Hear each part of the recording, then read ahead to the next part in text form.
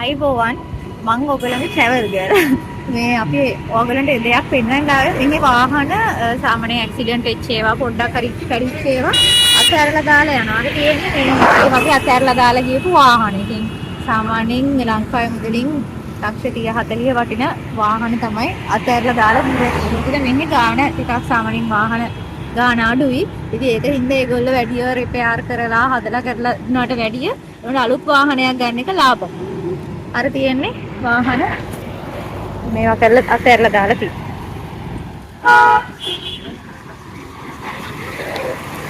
අපිට මේ අරගම හම්බ වුණේ තියෙන වාහන මේ වාහනේ නෙවෙයි අර පිටිපස්සේ තියෙන වාහන ටික ඔක්කොම අතහැරලා දාලා තියෙනවා.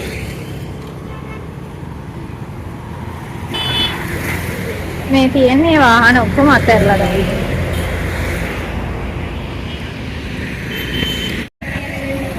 අතහැරලා දාපු වාහන.